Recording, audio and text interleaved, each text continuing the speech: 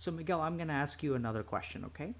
Hmm. When someone says, I never wanted to say I love you, that's what your dad's words were, right?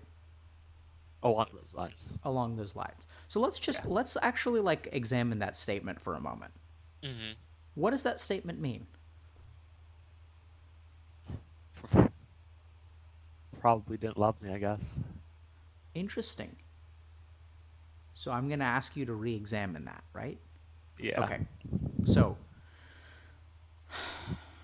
can I just think for a second, Miguel? Yeah. So we've come a far way from motivation, schedules, waking up in the morning and eating meals, haven't we?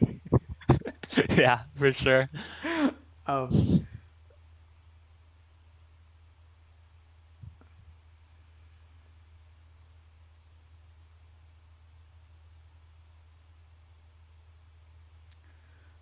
so I wanted to ask you a couple of questions, but instead I think I'm going to make a few statements. And Yeah. then I'm going to give you a choice because I don't want to lead you somewhere that you don't want to go. Yeah. So I think that you don't know whether your father loves you or not. It's fair And statement. I don't know if you want to know the answer to that question. I don't know Um, if you're prepared to know the answer to that question. yeah, that one resonates with. So I now don't want to know. we have an interesting choice, right? So like the Hmm. problem is that you don't know what's on the other side of the door. It could be a monster, it may not be a monster.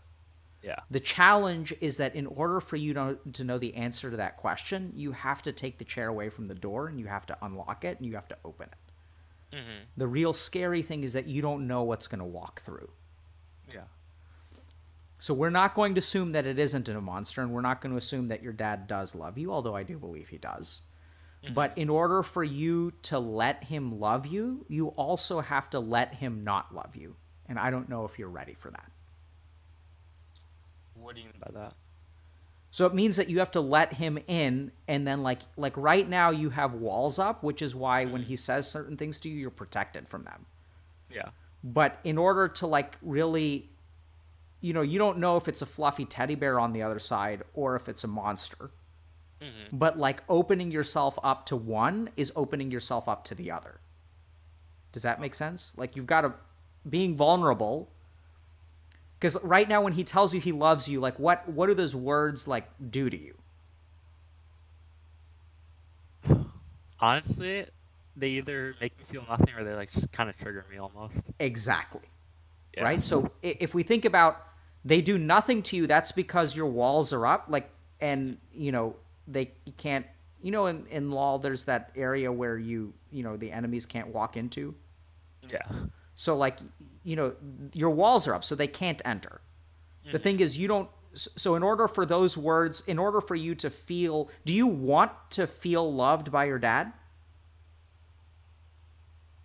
Honestly, it just feels like I don't care. Like either way.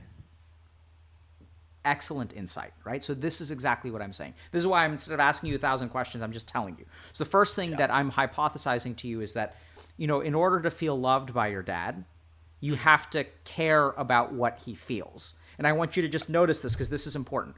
Sometimes we choose not to care about stuff because if I don't care about something, then it can't hurt me. Yeah. But the other problem is that, like, if I don't care about it, I can't feel joy from it either. Yeah. So right now you have this barricade, which is that you don't care whether he loves you or not, and that protects you from him not loving you, but it also prevents you from feeling loved by him. Hmm.